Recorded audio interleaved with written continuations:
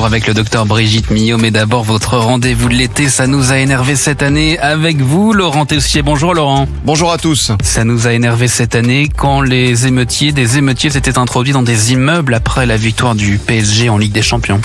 Oui, il n'y a pas eu que des pillages, des tirs de mortier contre nos policiers, nos pompiers après la victoire du PSG en Ligue des Champions fin mai. Cette nuit-là, vers 3h du matin, une cinquantaine d'émeutiers qui fuyaient la police s'étaient introduits dans un immeuble du 16e arrondissement de Paris. Ils avaient forcé l'entrée, étaient montés dans les étages, créant la panique chez les habitants comme Marine qui avait témoigné sur CNews. Voilà, je me dis on est à la maison, on est en sécurité. En fait, non, pas du tout. 50 personnes viennent, me cassent la porte. Je suis avec mes 4 enfants. Enfin, clairement, on ne peut rien faire. La vidéo d'une caméra de surveillance avait tourné sur les réseaux sociaux. L'avocat Thibault de Montbrial avait une nouvelle fois alerté. On va arriver à un drame beaucoup plus grave, c'est que la prochaine fois ou la fois d'après, les racailles vont rentrer dans les immeubles et quand vous aurez eu 5 femmes violées et leur mari tué, à ce moment-là, il y aura la gueule de bois généralisée et il sera trop tard. Des intrusions ou des tentatives qui s'étaient répétées, qui ont été très peu médiatisées. Des individus avaient ciblé Mathieu, auditeur d'Europe 1, qui habite à Paris. Il avait témoigné dans notre émission Pascal Pro et vous. En bas de chez moi, c'était la guerre. Il y avait 20 personnes qui étaient en train de tambouriner sur ma porte de parking et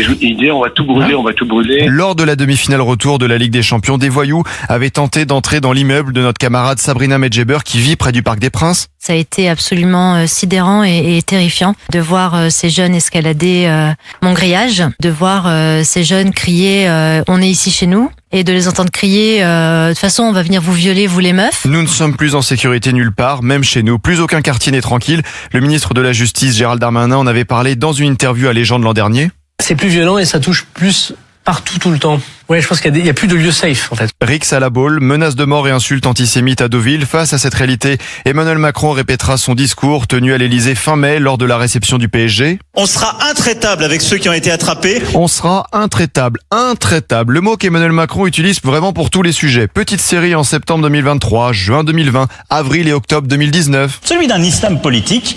Et là-dessus, j'ai demandé au gouvernement d'être intraitable. Et être intraitable avec le communautarisme. Ils ont raison de défendre la laïcité et nous serons intraitables sur ce sujet. Nous serons intraitables face au racisme, à l'antisémitisme et aux discriminations. Et on peut continuer sur d'autres sujets. Novembre 2021, avril 2024, sur les violences, que disait le chef de l'État ? Nous serons collectivement intraitables contre toute forme de violence. Et je l'ai toujours dit. Comme nous l'avons été quand il y a eu d'ailleurs des émeutes. Donc nous sommes intraitables, nous continuerons de l'être. Et donc face au retour à l'augmentation de la violence, nous serons intraitables. La fin du quinquennat va vraiment être très longue. Vous êtes intraitable, Laurent Tessier. Merci Laurent, à tout à l'heure.